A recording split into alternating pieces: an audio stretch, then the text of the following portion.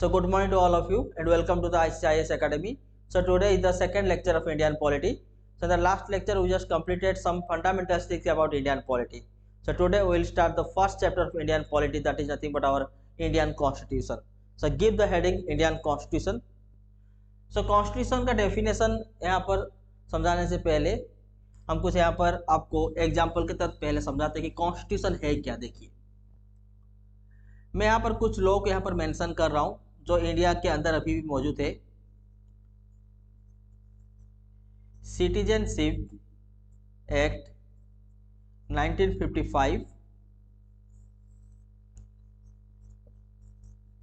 Motor vehicle act, Hindu marriage act,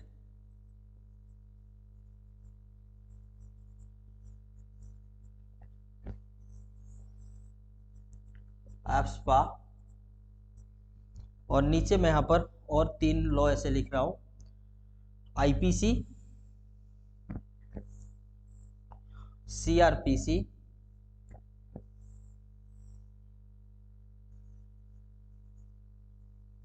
Indian Evidence act. देखिए आपको ये सब चीज मेंशन करने की जरूरत नहीं है, बस अंडरस्टैंडिंग पर्पज के लिए मैं यहां पर लिख रहा हूं, ठीक है। और यहां पर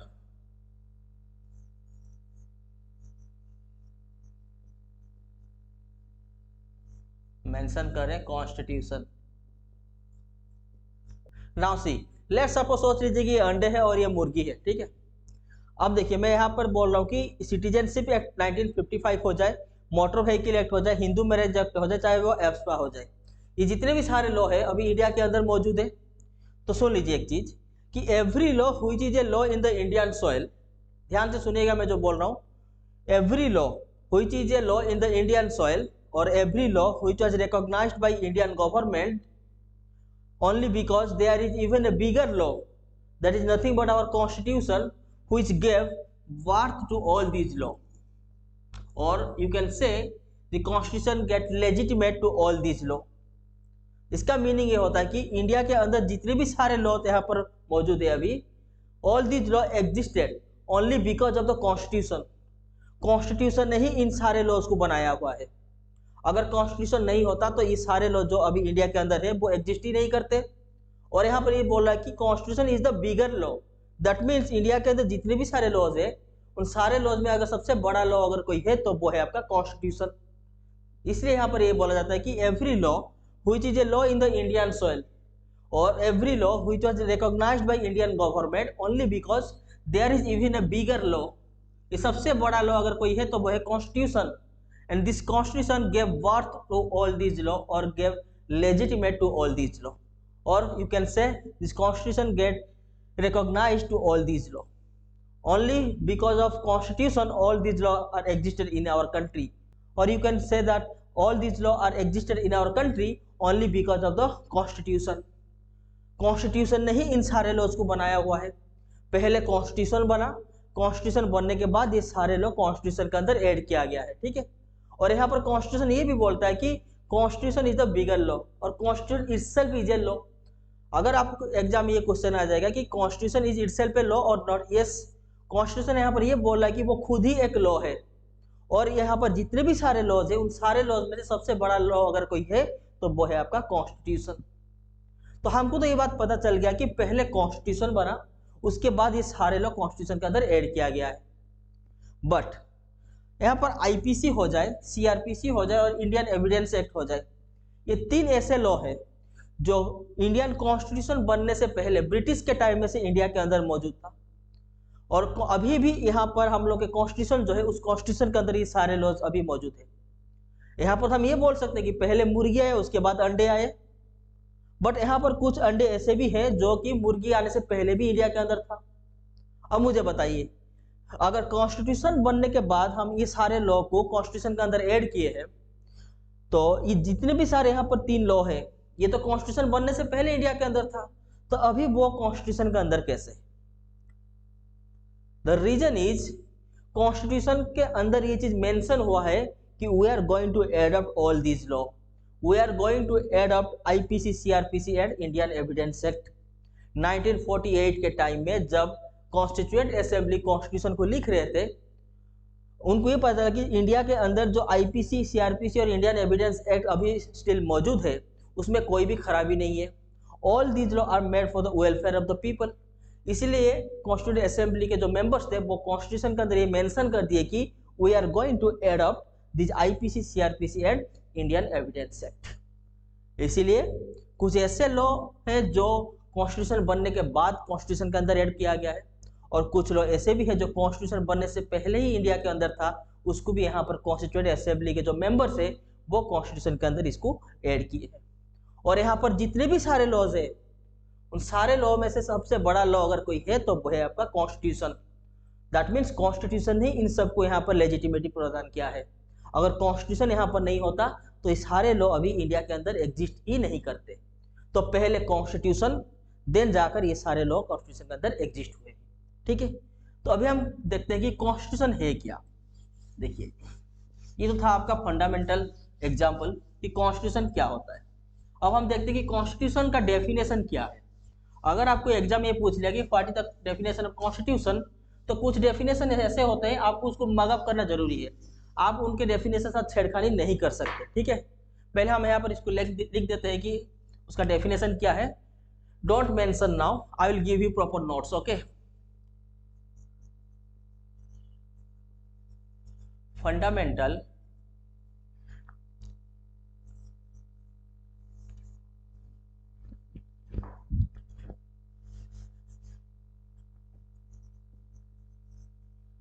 and organic law of the nation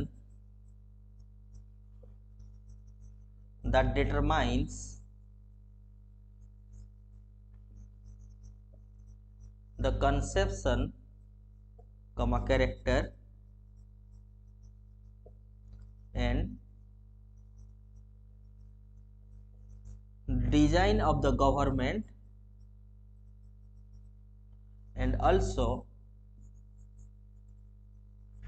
determines its sovereign power and manner in which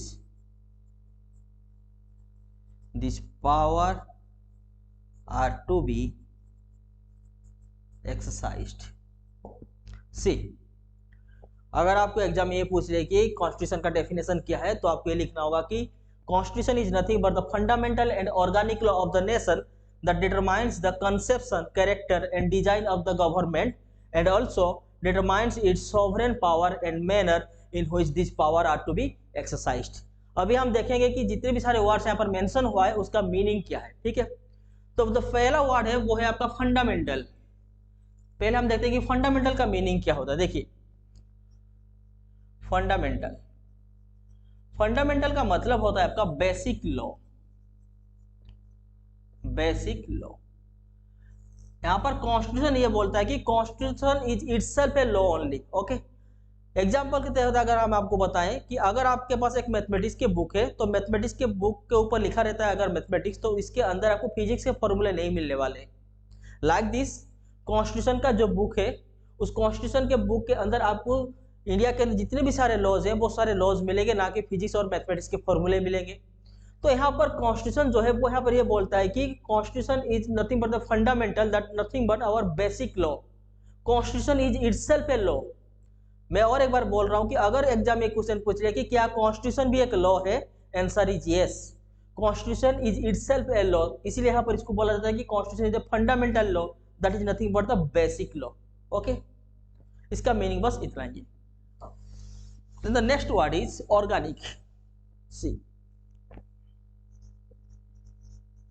organic, organic का मीनिंग क्या है। देखिए यहाँ पर ऑर्गेनिक का मीनिंग यहाँ पर ऑर्गेनिक फार्मिंग नहीं है। ऑर्गेनिक का मतलब होता है यहाँ पर लिविंग बीइंग। लिविंग बीइंग होता है ऑर्गेनिक का मतलब। अब मुझे बताइए एक लिविंग बीइंग का कैरेक्टर यहाँ पर क्या होता है। एक लिविंग बीइंग का कैरेक्टर ये होता है कि आपका with respect to time it changes and with respect to time it grow. अब देखिए इसका मीनिंग क्या है, with respect to time it changes. एक लिविंग बीइंग का निशानी क्या होता है, अब देखिए, with respect to time it changes and with respect to time it grows. अगर आज आपका एज यहाँ पर 25 ईयर्स है, तो नेक्स्ट ईयर आपका एज 26 ईयर्स हो जाएगा। That means you are growing with respect to the time. अगर हम चेंजेस की बात करें, अगर सपोज सोचिए कोई एक ऐसा स्टूडेंट है जिसका नेचर यहाँ पर कुछ खराब नेचर है उसके पास, बट एक इंसान दैट इज मीन्स एक लिविंग बीइंग का निशानी होता है कि विथ रेस्पेक्ट टू टाइम वो अपने जो कैरेक्टर है उस कैरेक्टर को भी यहाँ पर चेंज करे। ये होता है आपका लिविंग बीइंग और एक ह्यूमन बीइंग का निशानी। That means with respect to time that person is changing his character also, and with respect to time this person is growing also. This is nothing but the nature of organic. But इसको अगर हम constitution के साथ यहाँ पर compare करें तो हम यहाँ पर क्या बोलेंगे, देखिए, see with respect to time it changes. That means changes का मतलब यहाँ पर यह होता है कि अमेंडमेंट। यहाँ पर कॉन्स्टिट्यूशन के अंदर जो ऑर्गेनिक का यहाँ पर वर्ड है, उस वर्ड का मतलब पहला जो निकल के आता है वो होता है आपका अमेंडमेंट। दैट मीन्स कॉन्स्टिट्यूशन यहाँ पर यह बोल रहा है कि with respect to time you can change me, that means you can amend on मी।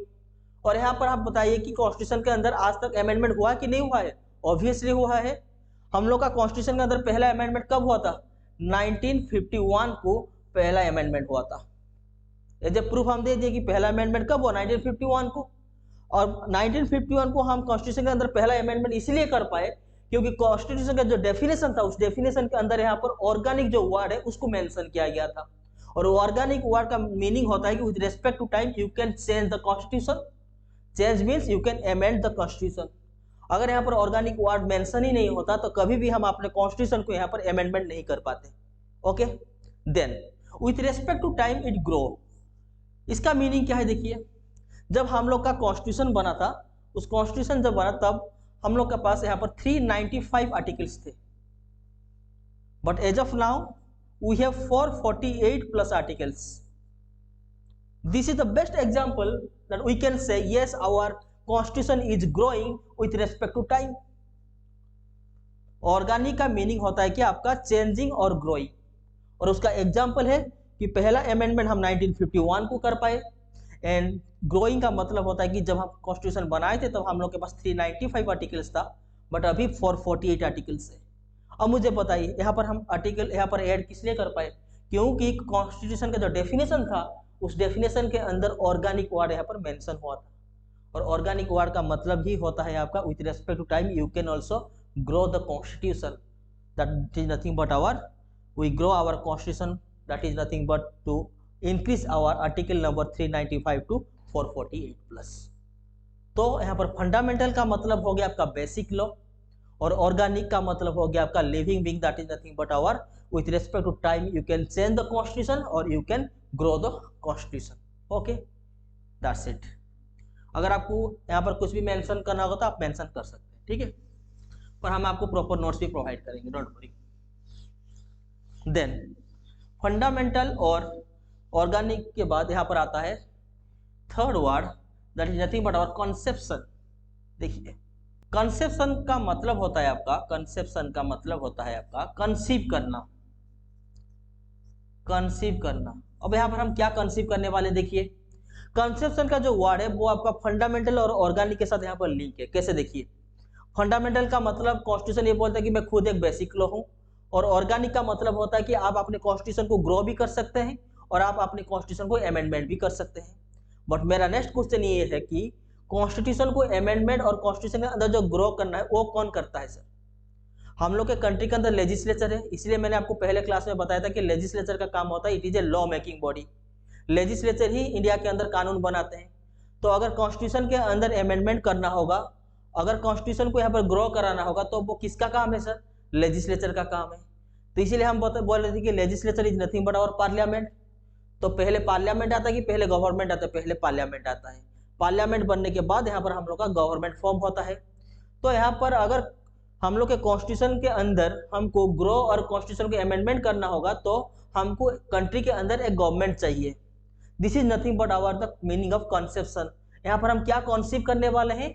यहाँ पर हम एक गवर्नमेंट को कंसीव करने वाले हैं। That means to form a government.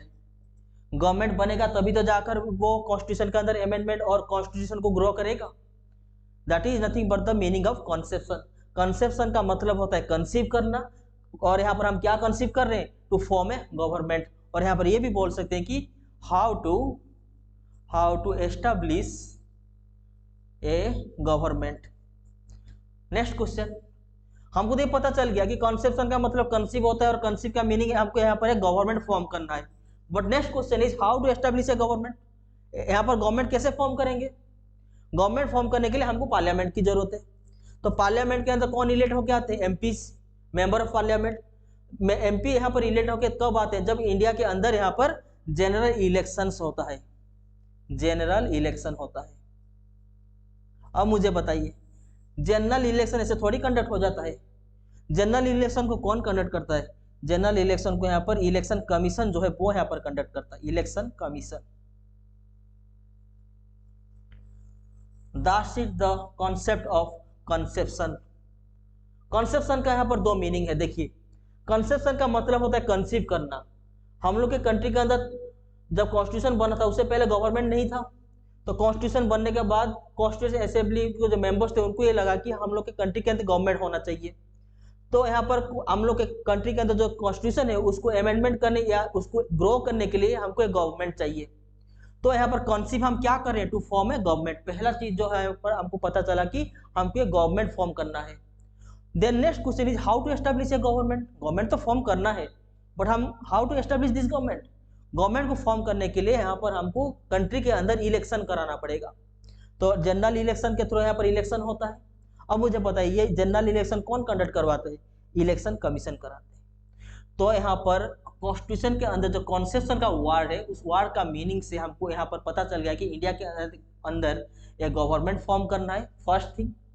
और इसको गवर्नमेंट को फॉर्म करने के लिए हमको जो जनरल इलेक्शन चाहिए, उस जनरल इलेक्शन को कंडक्ट कराने के लिए हमको इलेक्शन कमीशन की यहाँ पर जरूरत है। This is nothing but our second point. ये हो गया आपका first point and this is nothing but our second point. That means conception के वर्ड से हमको यहाँ पर इंडिया के अंदर इलेक्शन कमीशन जो है वो यहाँ पर फॉर्म हुआ to conduct the election so that we will get the government of our country. Okay, so this is the meaning of conception. Then next word is character. See, next word is character. अब देखिए character का meaning क्या है। यहाँ पर अगर हम आपसे पूछे कि एक चोर चोरी करता है तो उसका कैरेक्टर क्या है, आप क्या बोलेंगे कि वो एक चोर है। अगर हम आपसे पूछे कि नरेंद्र मोदी जी का कैरेक्टर क्या है तो आप क्या बोलेंगे, वो बहुत हार्ड वर्क करते हैं, तो इज ए लेबरस मैन। अगर हम आपसे ये पूछे कि राहुल गांधी का कैरेक्टर क्या है तो आप क्या बोलेंगे, जो दुनिया में सबको ही बोलते हैं राहुल गांधी क्या है। ठीक है, तो यहाँ पर इंसान को देखने से पता चल जाता है कि उसका कैरेक्टर क्या है। लाइक दिस, अगर आप सोच लीजिए कि इंडिया के बाहर गए हैं, आप जब इंडिया के बाहर जाते हैं तो आपको वहां पर कोई नहीं पहचानता है, तो आपकी पहचान जो होता है वो आपके कंट्री का नाम से होता है। अगर आपसे कोई ये पूछ ले कि आप कहाँ से आए हैं तो आप बोलेंगे हम इंडिया से आए हैं। अगर आपसे कोई ये पूछ लिया कि what is the character of India तो आपको बोलने क्या बोलेंगे, बोलिए। तो first one is India is a democratic country. ये है इंडिया का character, India is a democratic country. आप ये बोले कि इंडिया जो है वो एक डेमोक्रेटिक कंट्री है, और आप ये भी बोल सकते हैं कि India is A Republic country, और आप ये भी बोल सकते हैं कि India is A sovereign country, sovereign country, और आप ये भी बोल सकते हैं India is A socialist country. ये होता है इंडिया का कैरेक्टर। जैसे एक चोरी करने वाला का कैरेक्टर क्या होता है, उसको हम चोर बोलते हैं। वैसे ही अगर आपको कोई पूछ लिया बाहर की इंडिया का कैरेक्टर क्या है, तो इंडिया का कैरेक्टर है India is a democratic country, India is A Republic country, India is A sovereign country and India is A socialist country. और ये चीज यहाँ पर कॉन्स्टिट्यूशन के अंदर यहाँ पर मेंशन हुआ है इस कैरेक्टर के अंदर। यहाँ पर कैरेक्टर का मतलब होता है कि इंडिया का कैरेक्टर क्या है, तो इंडिया का कैरेक्टर है कि India is a democratic republic sovereign and socialist country. Okay, then the next concept, design of the government. The next concept is design of the government. इसका मीनिंग क्या है वो देखिए, डिजाइन ऑफ द गवर्नमेंट। देखिए India के अंदर जो government है उसको हम बोलते हैं पार्लियामेंट्री सिस्टम ऑफ गवर्नमेंट। ध्यान से सुनिएगा, पार्लियामेंट्री सिस्टम ऑफ गवर्नमेंट। अगर हम आपको पूछे कि यूएस के अंदर कौन सा सिस्टम है, यूएस के अंदर जो गवर्नमेंट है उसका डिजाइन क्या है, तो आप ये बोलेंगे यूएस के अंदर प्रेसिडेंशियल सिस्टम है, प्रेसिडेंशियल सिस्टम है, प्रेसिडेंशियल सिस्टम ऑफ गवर्नमेंट यहाँ पर है। तो डिफरेंस क्या है देखिए, पार्लियामेंट्री फॉर्म ऑफ गवर्नमेंट और प्रेसिडेंशियल फॉर्म ऑफ गवर्नमेंट के बीच में डिफरेंस क्या है वो देखिए। पहले हम देखते हैं कि यूएस के अंदर जो प्रेसिडेंशियल सिस्टम ऑफ गवर्नमेंट है वो क्या होता है। देखिए प्रेसिडेंशियल सिस्टम ऑफ गवर्नमेंट के अंदर भी यहाँ पर लेजिस्लेचर, एग्जीक्यूटिव और जुडिशरी होता है। देखिए यहाँ पर उनका भी लेजिस्लेचर, यहाँ पर आपका एग्जीक्यूटिव और यहाँ पर उनका जुडिशरी भी है। बट डिफरेंस क्या है वो देखिए, यूएस के अंदर प्रेसिडेंशियल सिस्टम का मतलब ये होता है कि judiciary is totally independent of executive and executive is totally independent of judiciary. यहाँ पर लेजिस्लेचर जो है वो एक अपना बॉडी है, एग्जीक्यूटिव एक अपना इंडिपेंडेंट बॉडी है, जुडिशरी जो है वो यहाँ पर अपना एक इंडिपेंडेंट बॉडी है। यहाँ पर किसी के साथ यहाँ पर लिंक नहीं है। लेजिस्लेचर का जो मेंबर है वो यहाँ पर अलग इलेक्ट होके आते हैं, एग्जीक्यूटिव के अंदर जो यहाँ पर मेंबर्स होते हैं यूएस में वो यहाँ पर अलग इलेक्ट होके आते हैं, और जुडिशरी जो है वो तो यहाँ पर अलग होता है। तो यहाँ पर हम ये बोल सकते हैं प्रेसिडेंशियल फॉर्म ऑफ गवर्नमेंट में legislature, executive and judiciary all three pillars are independent with each other. यहाँ पर कोई किसी के साथ डिपेंडेंट नहीं है, ये एक अलग बॉडी है, ये एक अलग बॉडी है और ये भी एक डिफरेंट बॉडी है।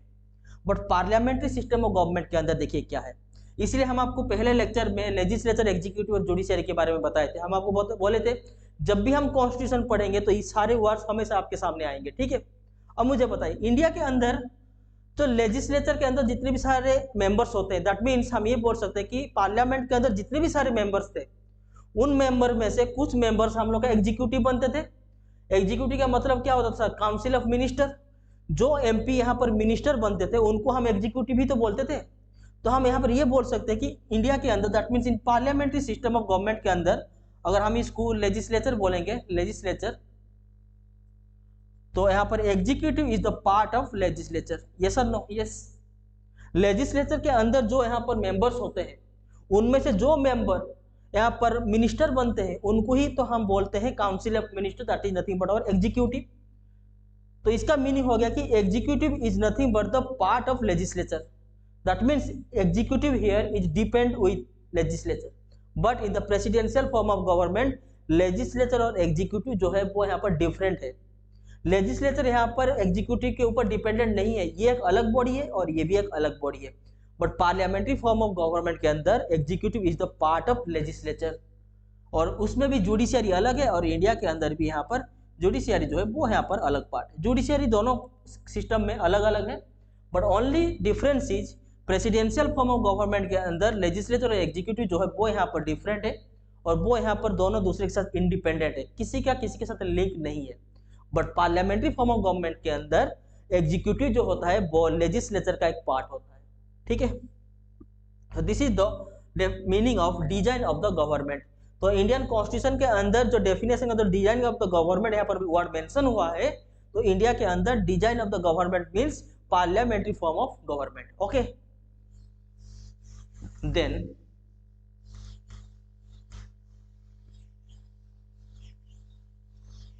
the next word is and also determines its sovereign power।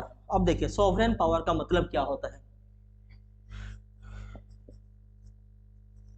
sovereign power, sovereign का मतलब होता है आपका मालिक खुद। इसका मीनिंग यही होता है, आपका मालिक खुद।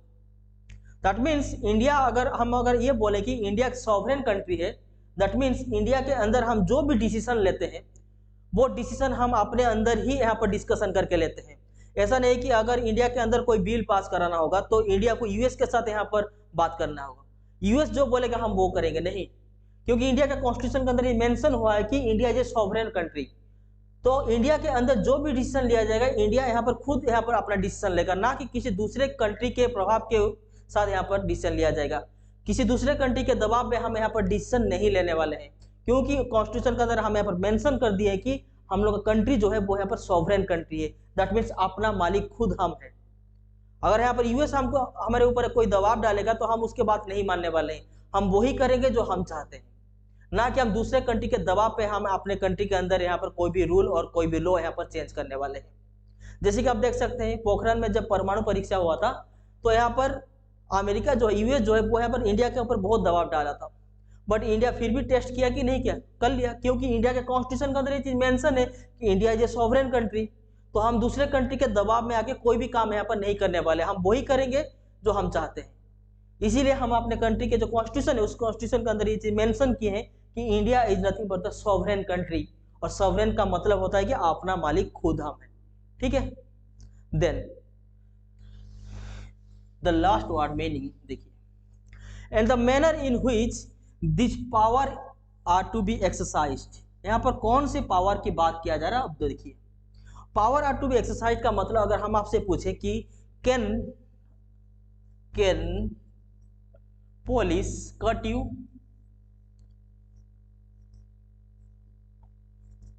क्या आपको पुलिस पकड़ सकता है? Answer is yes. अगर पुलिस को कुछ भी यहाँ पर सस्पिशियस लगा कि आपके ऊपर, तो पुलिस आपको पकड़ जरूर सकता है।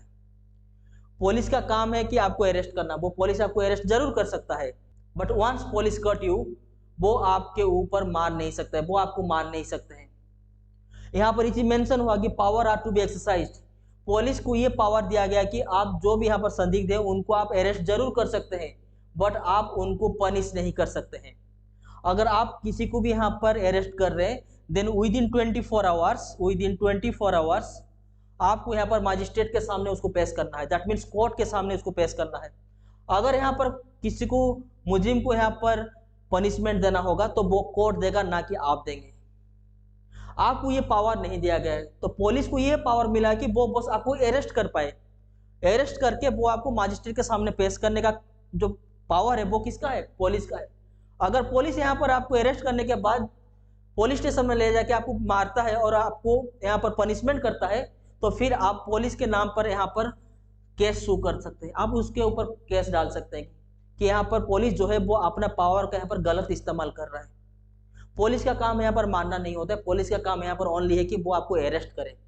अरेस्ट करके 24 आवर्स के अंदर वो आपको मजिस्ट्रेट के सामने यहाँ पर पेश करने का काम किसका है? पुलिस का है। पुलिस को उतना ही पावर मिला है। बट अगर कोई पुलिस आपको अरेस्ट करके पुलिस स्टेशन के अंदर आपको मारने लगते हैं या आपको पनिशमेंट देने लगते हैं, तो फिर आप इस पुलिस स्टेशन के नाम पर, इस पुलिस ऑफिसर के नाम पर यहाँ पर कोर्ट में, दैट मीन्स जुडिशियरी के पास केस शू कर सकते हैं। You can sue the case on the name of police. Okay, so यहाँ पर ये चीज बोला गया कि कॉन्स्टिट्यूशन के अंदर जो भी डिपार्टमेंट को जितना भी पावर मिला है वो अपने पावर को यहाँ पर सही इस्तेमाल करें। अगर लेजिस्लेचर को कुछ पावर्स मिला है तो लेजिस्लेचर अपने पावर का इस्तेमाल करे, ना कि गलत करे। अगर यहाँ पर एग्जीक्यूटिव को भी कुछ पावर्स मिला है तो एग्जीक्यूटिव को ये बोला जा रहा है कि आप अपने पावर, दैट मीन्स आप अपने लिमिट के अंदर रह के काम कीजिए, आप अपने लिमिट से बाहर मत जाइए। Same thing is applied for the judiciary also.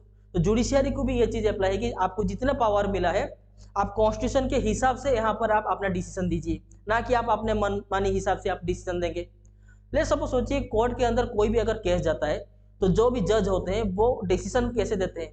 वो यहाँ पर कॉन्स्टिट्यूशन को खोलते हैं, कॉन्स्टिट्यूशन के अंदर जो भी लॉ होते हैं उसी लॉ के हिसाब से वो यहाँ पर डिसीजन देते हैं, ना कि यहाँ पर जुडिशियरी जो कोर्ट होता है वो अपने मन के हिसाब से कोई डिसीजन देता है। क्योंकि यहाँ पर ये चीज मेंशन हुआ है, in which this power are to be exercised. India के अंदर जितने भी सारे बॉडीज है, जितने भी सारे ऑर्गेनाइजेशन है, उस ऑर्गेनाइजेशन के लिए कुछ पावर यहाँ पर पहले से निर्धारित हुआ है। और यहाँ पर कॉन्स्टिट्यूशन ये बोल रहा है कि आपको अपने पावर, दैट मीन्स आपको अपने लिमिट के अंदर रह के यहाँ पर काम करना है। अगर आप अपने लिमिट के बाहर जाके काम करेंगे then constitution is going to punish you. Constitution आपको पनिशमेंट करेगा। ठीक है, तो that's the definition of Indian constitution. So write down the definition of constitution, लिख लीजिए। कॉन्स्टिट्यूशन का डेफिनेशन लिखिए। Constitution is the fundamental and organic law of the nation. Constitution is the fundamental and organic law of the nation. that establishes the conception, character, the conception, character, and the organization of government, as well as determines extent of sovereign powers of the government, and the manner in which these power are to be exercised. Then the second point, यहाँ पर हम constitution के अंदर आपको 5 points लिखाने वाले हैं। अगर आपको एग्जाम ये पूछ रहा है कि what is the definition of constitution, तो आपको ये 5 पॉइंट जो है वो आपको मेंशन करना होगा, ठीक है। Then write down the second point, constitution is the supreme law of land, and other laws and customs in order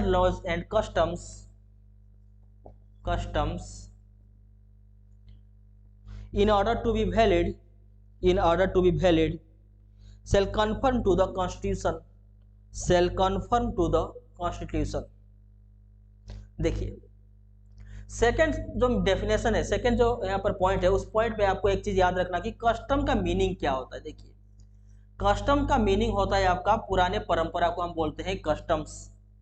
तो कॉन्स्टिट्यूशन के अंदर ये चीज मेंशन हुआ है कि जो इंडिया के अंदर कॉन्स्टिट्यूशन बनने के बाद कंट्री के अंदर जो पहले बैड कस्टम्स थे, वो बैड कस्टम्स यहाँ पर आज से अब नहीं चलने वाले।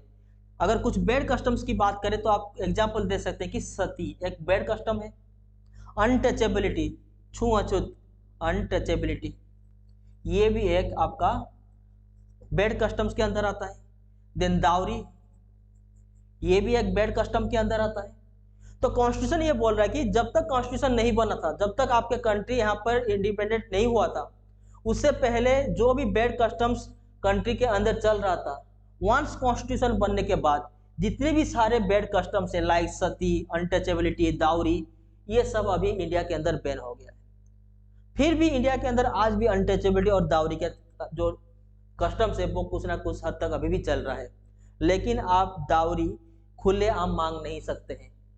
अगर किसी ने प्रूफ दे दिया कि आप यहाँ पर दावरी मांग रहे हैं, तो फिर कॉन्स्टिट्यूशन जो है वो आपको यहाँ पर पनिशमेंट करेगा, क्योंकि कॉन्स्टिट्यूशन के अंदर मेंशन हुआ है कि once constitution was form then India के अंदर जितने भी बैड कस्टम्स है वो यहाँ पर आज से इनवैलिड हो गए हैं। इंडिया के अंदर अगर कोई सती, अनटचेबिलिटी और दावरी जैसे बैड कस्टम्स के ऊपर अगर आपको कोई भी यहाँ पर टॉर्चर कर रहा है, तो फिर कॉन्स्टिट्यूशन जो है वो आपको यहाँ पर पनिशमेंट करेगा। तो वंस कॉन्स्टिट्यूशन बनने के बाद जितने भी सारे बैड कस्टम्स है वो अब इंडिया के अंदर यहाँ पर काम नहीं करने वाले हैं। कुछ गुड कस्टम्स भी है जो पहले भी था और आज भी है, और वो ऐसे एज यूजुअल चलेगा। गुड कस्टम की बात करें तो इंडिया के अंदर to give the respect to the elders, अगर आप अपने एल्डर्स को रेस्पेक्ट दे रहे हैं तो this is the good custom only. So वो पहले भी था और आज भी चल रहा है। गुड कस्टम एज यूजुअल जैसे चल रहा था वैसे ही चलेगा, उसमें कोई दिक्कत नहीं है। लेकिन जो बैड कस्टम्स है वो यहाँ पर कॉन्स्टिट्यूशन बनने के बाद अब इंडिया के अंदर और नहीं चलने वाले, ठीक है। Then write down the third point, constitution has got a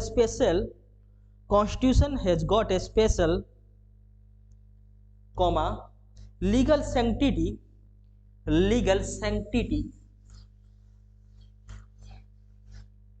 constitution has got a special and legal sanctity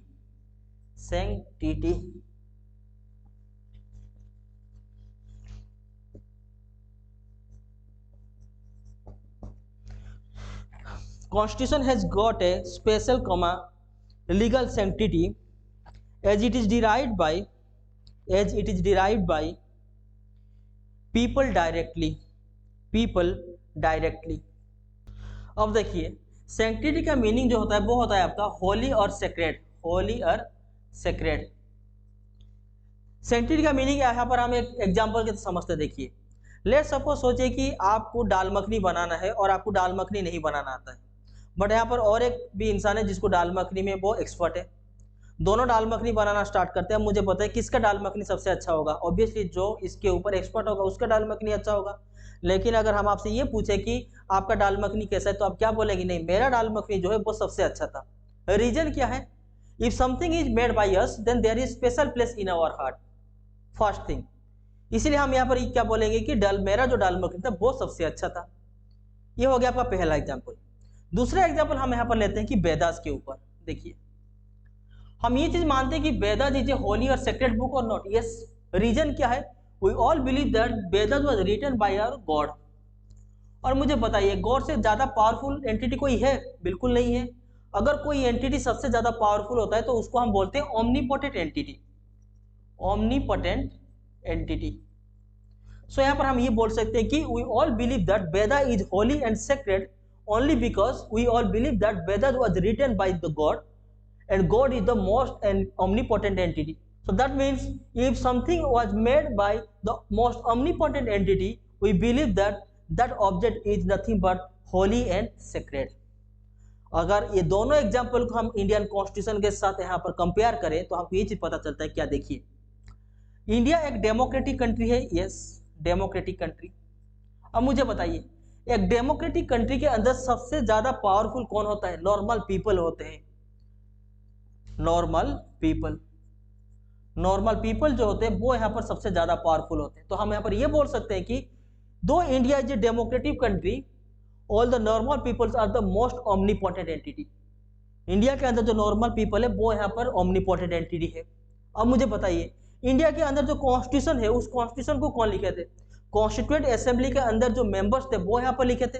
और कॉन्स्टिट्यूएंट असेंबली के अंदर जो मेंबर्स थे वो मेंबर जो है वो इलेक्ट होके गए थे। कहाँ से? नॉर्मल पीपल जो है वो यहाँ पर इलेक्ट करके उनको भेजे थे।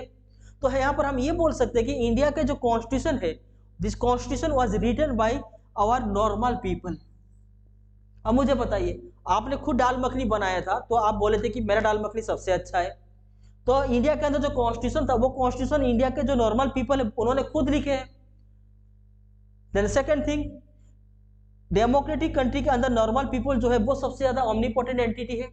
तो हम यहाँ पर ये बोल सकते हैं कि इंडिया का कॉन्स्टिट्यूशन जो है, that constitution was written by our normal people and in a democratic country normal peoples are nothing but the most omnipotent entity. This is the only reason why we believe that India constitution is a legal sanctity. इसीलिए हम यहाँ पर ये believe करते हैं कि हम लोग का जो कॉन्स्टिट्यूशन है वो यहाँ पर होली और सेक्रेड है। और इसीलिए हम अपने कॉन्स्टिट्यूशन को रेस्पेक्ट भी देते हैं। हम अपने कॉन्स्टिट्यूशन को लीगल सैंक्टिटी इसीलिए बोलते हैं because our constitution was written by the normal people of our country and in a democratic country normal people are more and most omnipotent entity. That means if something was made by the omnipotent entity then there is a special place in our heart. This is the reason why we think that our constitution is a legal sanctity, that is nothing but our holy and sacred. Okay, this is the third point. Then write down the fourth point. Constitution regulate the relation between constitution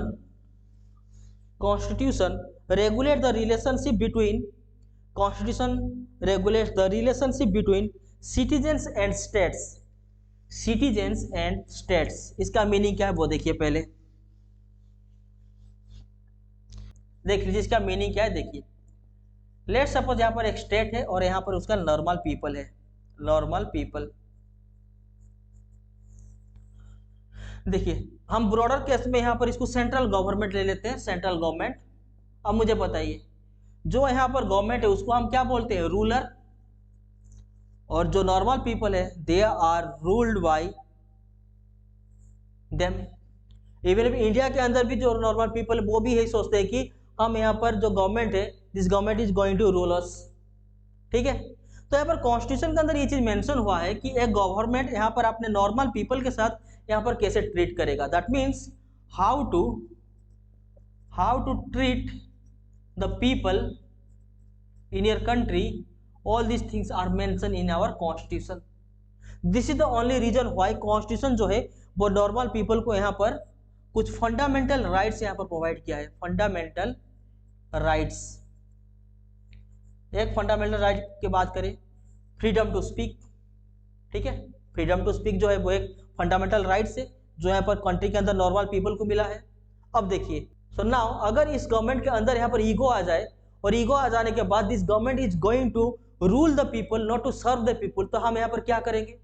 हमने यहाँ पर इस party को यहाँ पर government में इसलिए form किए थे to serve the people not to rule the people. Sir, but यहाँ पर गवर्नमेंट फॉर्म होने के बाद अगर ये गवर्नमेंट यहाँ पर अपने नॉर्मल पीपल के ऊपर रूल करे, ना कि उस नॉर्मल पीपल को यहाँ पर सर्व करे, तो फिर यहाँ पर कॉन्स्टिट्यूशन जो है वो यहाँ पर उनको रोक देगा। कॉन्स्टिट्यूशन जो है वो यहाँ पर गवर्नमेंट को ये बोलेगा कि ये जो नॉर्मल पीपल है कंट्री के अंदर, उनको हम यहाँ पर कुछ फंडामेंटल राइट्स दिए हैं। एग्जाम्पल की तरह अगर हम लेंगे कि राइट टू स्पीक, कल को यहाँ पर गवर्नमेंट जो है उसको ऐसा लगता है कि अगर right to speak fundamental right जो यहाँ पर इन नॉर्मल पीपल को मिला है, तो उससे क्या होता है, हम लोग को यहाँ पर दिक्कत हो रहा है, सब हमारे ऊपर यहाँ पर आवाज उठा रहे हैं। तो यहाँ पर कल को अगर ऐसा गवर्नमेंट कोई ऐसा लॉ लेके आ जाता है जो कि आपका फंडामेंटल राइट्स को वायोलेट कर रहा हो, दैट मीन्स आपके फंडामेंटल राइट्स के अंदर जो राइट टू स्पीक है, उस राइट टू स्पीक का जो अधिकार है उसको यहाँ पर वायोलेट कर रहा हो, तो यहाँ पर जुडिशियरी जो है वो यहाँ पर गवर्नमेंट को रोक लेगा। जुडिशियरी के पास वो पावर है। जुडिशियरी यहाँ पर गवर्नमेंट को बोल देगा कि आप ऐसे लॉ नहीं ला सकते, क्योंकि कॉन्स्टिट्यूशन का ये चीज मेंशन हुआ है कि how to treat the people, ये चीज ऑलरेडी मेंशन हुआ है। एक सेंट्रल गवर्नमेंट और एक स्टेट गवर्नमेंट अपने नॉर्मल पीपल के साथ कैसे ट्रीट करेगा, वो कॉन्स्टिट्यूशन के अंदर ऑलरेडी लिखा हुआ है। इसीलिए हम लोग के कंट्री के अंदर नॉर्मल पीपल है, उनको कॉन्स्टिट्यूशन यहाँ पर कुछ फंडामेंटल राइट्स यहाँ पर प्रोवाइड किया है। और यहाँ पर गवर्नमेंट जो है उनको भी यहाँ पर वार्निंग मिला है कि जो भी नॉर्मल पीपल को यहाँ पर फंडामेंटल राइट्स मिला है, आप उन फंडामेंटल राइट्स को यहाँ पर वायलेट नहीं कर सकते हैं। अगर आप यहाँ पर वायलेट करेंगे तो फिर जुडिशियरी जो है वो आपको यहाँ पर पनिश करेगा। एक बात याद रखिए, कॉन्स्टिट्यूशन जो है वो यहाँ पर गवर्नमेंट को क्या बोलता है कि आप गवर्नमेंट फॉर्म होने के बाद you should serve the people, ना कि you are going to rule over the people. आप यहाँ पर पीपल को सर्व कीजिए, ना कि उनके ऊपर रूल कीजिए। First thing, once you form the government you should work on your limit only। आपको एक लिमिट के अंदर रह के यहाँ पर काम करना है, आपको इस लिमिट के बाहर जाके आप काम नहीं कर सकते। सो कॉन्स्टिट्यूशन के जो लास्ट डेफिनेशन है उसके अंदर ये चीज मेंशन हुआ कि एक state that is nothing but एक गवर्नमेंट जो है वो अपने नॉर्मल पीपल के साथ कैसे ट्रीट करेगा, वो भी हमारे कॉन्स्टिट्यूशन के अंदर यहाँ पर मेंशन हुआ है। इसी के तहत कंट्री के अंदर जो नॉर्मल पीपल है उनको कॉन्स्टिट्यूशन जो है वो यहाँ पर कुछ फंडामेंटल राइट्स जो अधिकार है वो यहाँ पर इनको प्रोवाइड किया है। So that's is the definition of our Indian constitution. ठीक है, देन और एक नया हेडलाइन दे दीजिए, फंक्शन ऑफ कॉन्स्टिट्यूशन। कॉन्स्टिट्यूशन का फंक्शन जो है वो क्या है, ऑलरेडी हम डिस्कशन कर चुके हैं, 2 से 3 पॉइंट है, आप लिख लीजिए। तो first point, constitution reflects the under function of constitution. जो पहला जो 4-5 पॉइंट था वो था आपका डेफिनेशन ऑफ कॉन्स्टिट्यूशन। अभी आप एक हेडलाइन दे दीजिए कि फंक्शन ऑफ कॉन्स्टिट्यूशन, कॉन्स्टिट्यूशन का फंक्शन जो वो क्या है, लिखिए। First point, constitution reflects the ideology, constitution reflects the ideology, philosophy of the nation, philosophy of the nation state, philosophy of the nation state. Then the second point, being the fundamental law, being the fundamental law, it validates all other laws of the country। being the fundamental law, it validates all other laws of the country। Already है, हम आपको mention कर चुके हैं। ठीक है, then the third point, it describes the right and duties of citizens, the right and duties of the citizens and residents of the country, and residents of the country, provides for the organizational framework for the government, defines the composition and function of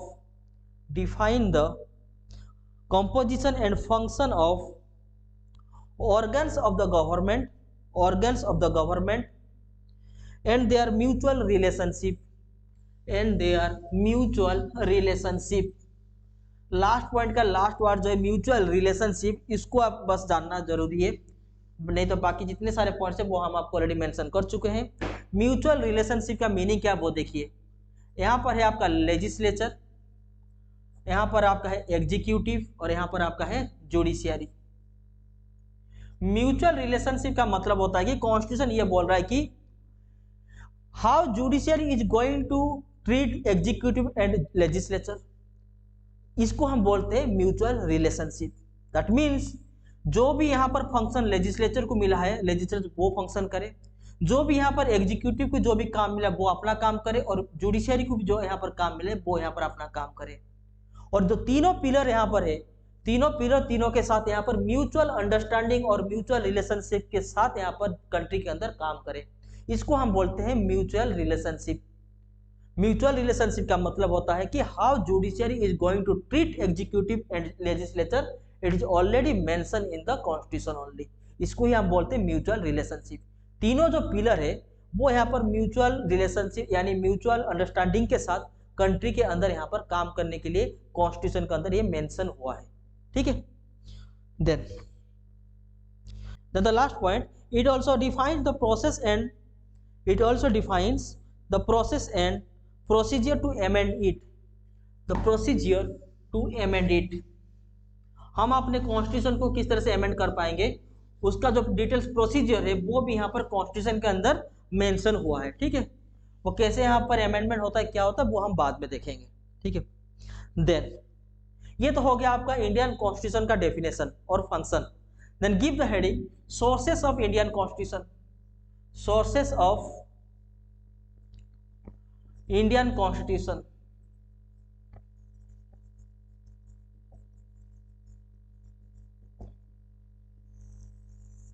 देख लीजिए। अब मुझे बताइए India का जो constitution था वो constitution को कौन लिखा था। Constitution was written by, answer is constitution was written by our constituent assembly. Constituent assembly. Now my next question, ये आपका जीके का पार्ट है, फिर भी हम बताते हैं। देखिए constituent assembly was for under which plan. Constituent assembly जो वो ऐसे ही तो नहीं बन गया था। जो ब्रिटिशर्स जो थे उनको ये पता चल गया था कि हम बहुत जल्दी इंडिया छोड़ के जाने वाले हैं, बट इंडिया छोड़ के जाने से पहले वो ये चीज बोल दिए थे कि हम तभी जाके इंडिया छोड़ेंगे जब आपके कंट्री के अंदर एक कॉन्स्टिट्यूशन होगा। तो एक काम कीजिए, आप पहले कॉन्स्टिट्यूशन लिखिए, कॉन्स्टिट्यूशन लिखने के बाद जाके हम इंडिया छोड़कर जाएंगे। इसीलिए कॉन्स्टिट्यूशन को लिखने के लिए यहाँ पर एक कॉन्स्टिट्यूएंट असेंबली का यहाँ पर गठन हुआ था। और यहाँ पर अगर हम नेक्स्ट क्वेश्चन पूछे कि this constituent assembly was form under which plan, then the answer is cabinet mission plan. Cabinet mission plan 1946। Cabinet mission plan 1946 के तहत यहाँ पर कॉन्स्टिट्यूएंट असेंबली जो है वो यहाँ पर फॉर्म हुआ था। देन ये सब जीके का पार्ट है, फिर भी हम आपको बता रहे हैं। देखिए इनिशियली कॉन्स्टिट्यूएंट असेंबली के अंदर कितने मेंबर्स थे, टोटल थे 389 मेंबर्स। 389 मेंबर्स थे, उनमें से 90 मेंबर्स जो है वो आपका इंडिपेंडेंट होने के बाद पाकिस्तान चले गए। तो टोटल यहाँ पर 299 मेंबर्स जो है वो यहाँ पर इंडिया के अंदर थे, ठीक है। अब मुझे बताइए कॉन्स्टिट्यूएंट असेंबली के अंदर जो 299 मेंबर्स यहाँ पर इंडिया के अंदर जो कॉन्स्टिट्यूशन को लिख रहे थे, ये 299 मेंबर्स वो कहाँ से आए थे sir. There are two things. देखिए ऑल दिस कॉन्स्टिट्यूएंट असेंबली का जो भी यहाँ पर मेंबर्स थे, all this member are elected by two types. First one is, इसको हम इरेज करते हैं, देखिए इसको यहाँ पर लिख लेते हैं। देख लीजिए कॉन्स्टिट्यूएंट असेंबली के अंदर जो 299 मेंबर्स यहाँ पर थे, they are elected, first one elected by princely state. Princely state, तब भी इंडिया के अंदर यहाँ पर राजाओं का शासन था, तो उन राजाओं का जो प्रतिनिधि होते थे, जो इलेक्ट होके जो मेंबर्स थे वो यहाँ पर आए थे, first thing. The second thing is elected by, और बाकी जो मेंबर्स थे वो यहाँ पर इलेक्ट हुए थे, इलेक्टेड बाय ब्रिटिश प्रोविंसेस। अंग्रेजों को द्वारा यहाँ पर वो इलेक्ट होके आए थे, ठीक है, प्रोविंसेस। अगर आपसे ये पूछ ले कि इंडिया के अंदर जो कॉन्स्टिट्यूएंट असेंबली के अंदर जो टोटल मेंबर्स कितने थे, 389 थे, उनमें 90 मेंबर्स जो है वो पाकिस्तान चले गए, तो टोटल कितने बचे, 299। जो 299 मेंबर्स है वो 299 members are elected, first one elected by the princely state, जो राजाओं का शासन था, तो वो राजाओं ने क्या किया था, अपने जो प्रतिनिधि थे उनको वहां पर भेजे थे कॉन्स्टिट्यूएंट असेंबली के अंदर। द सेकंड और द रिमेनिंग मेंबर जो थे वो elected by the British provinces, okay. Then constituent assembly का जो पहला मीटिंग था वो कब हुआ था, देखिए first meeting of constituent assembly का पहला मीटिंग जो था वो हुआ था आपका 9 दिसंबर 1946 को हुआ था। तो 9 दिसंबर 1946 को जब पहला मीटिंग हुआ कॉन्स्टिट्यूएंट असेंबली का कॉन्स्टिट्यूशन को लिखने के लिए, तो पहला मीटिंग में क्या हो बताइए। जब भी कोई ऑर्गेनाइजेशन यहाँ पर फॉर्म होता है तो पहले उस ऑर्गेनाइजेशन का जो हेड होते हैं उनको यहाँ पर चॉइस किया जाता है और इलेक्ट किया जाता है। तो कॉन्स्टिट्यूएंट असेंबली का जो पहला मीटिंग था उस मीटिंग के अंदर यहाँ पर सच्चिदानंद सिन्हा को यहाँ पर इंटरिम प्रेसिडेंट बनाया गया था। इंटरिम प्रेसिडेंट दैट मीन्स अस्थाई प्रेसिडेंट, ठीक है, परमानेंट प्रेसिडेंट नहीं थे वो। देन 2 दिन के बाद दैट मीन्स 11 दिसंबर 1946 को और एक बार यहाँ पर मीटिंग हुआ, that is nothing but our second meeting. और इन सेकेंड मीटिंग में यहाँ पर सच्चिदानंद सिन्हा जो यहाँ पर इंटरिम प्रेसिडेंट बने थे उनकी खुशी जो है वो बस 2 दिन के लिए चला, ठीक है। तो 11 दिसंबर 1946 को यहाँ पर राजेंद्र प्रसाद जो है वो यहाँ पर परमानेंट प्रेसिडेंट के रूप में यहाँ पर इलेक्ट हुए, ठीक है। देन प्रेसिडेंट का इलेक्ट हो गया। फिर after 2 days that is nothing but 13 दिसंबर 1946 को फर्स्ट सेशन यहाँ पर कंडक्ट हुआ। फर्स्ट सेशन यहाँ पर इसको मीटिंग नहीं बोलते हैं, इसको यहाँ पर फर्स्ट सेशन इसलिए बोलते हैं कि अब यहाँ पर टाइम आ गया था कि हम अपने जो कॉन्स्टिट्यूशन को लिखेंगे उसके ऊपर कुछ डिस्कशन हो। तो पहला जो सेशन था वो हुआ आपका 13 दिसंबर 1946 को under head bye Rajendra Prasad. तो उस कॉन्स्टिट्यूएंट असेंबली के अंदर जो पहला सेशन 13 दिसंबर 1946 को यहाँ पर ये डिस्कशन हुआ कि how to write our constitution, हम अपने कॉन्स्टिट्यूशन को कैसे लिखेंगे इसके ऊपर यहाँ पर डिस्कशन हुआ। कब?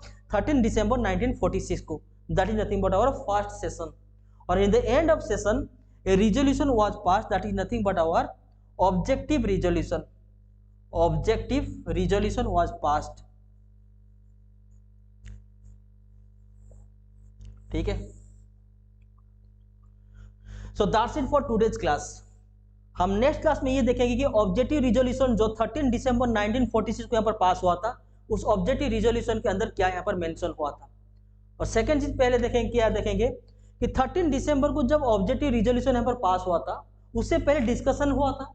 उस डिस्कशन के अंदर एक वर्ड निकल के आता है जिसको हम बोलते हैं कॉन्स्टिट्यूशनलिज्म। कॉन्स्टिट्यूशन के वर्ड से ही एक वर्ड बनता है जिसको हम बोलते हैं कॉन्स्टिट्यूशनलिज्म। तो कॉन्स्टिट्यूशनलिज्म के ऊपर जब डिस्कशन हुआ था उसको हम पढ़ेंगे नेक्स्ट क्लास में पहले। देन कॉन्स्टिट्यूशनलिज्म पढ़ने के बाद हम ये देखेंगे कि ऑब्जेक्टिव रिजोल्यूशन के अंदर कौन सा पॉइंट यहाँ पर मेंशन हुआ था। ऑब्जेक्टिव रिजोल्यूशन का यहाँ पर मीनिंग ये होता है कि कॉन्स्टिट्यूशन के अंदर यहाँ पर हम कौन सा क्लॉज जो है वो यहाँ पर ऐड करेंगे, हम अपने कॉन्स्टिट्यूशन को कैसे लिखेंगे, कॉन्स्टिट्यूशन के अंदर कौन सा क्लॉज यहाँ पर ऐड करेंगे, उसको हम बोलते हैं objective resolution.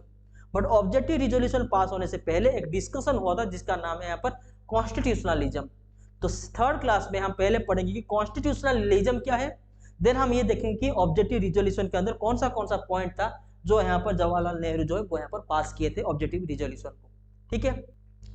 So that's it for the today's class. Hope आप लोगों को आज का क्लास का जो भी यहाँ पर इंडियन कॉन्स्टिट्यूशन का डेफिनेशन है और फंक्शन ऑफ इंडियन कॉन्स्टिट्यूशन जो है वो यहाँ पर आपको अच्छे से समझ में आ गया होगा। थर्ड क्लास में हम ये देखेंगे कि कॉन्स्टिट्यूशनलिज्म क्या है और ऑब्जेक्टिव रिजोल्यूशन के अंदर कौन सा पॉइंट यहाँ पर मेंशन हुआ था। अगर आपको ये वीडियो अच्छा लगा है तो like the video and subscribe the channel and share it with your friends and press the bell icon so that whenever I am going to upload the next video you will get the sudden notification. So see you in the next morning. तब तक के लिए thank you.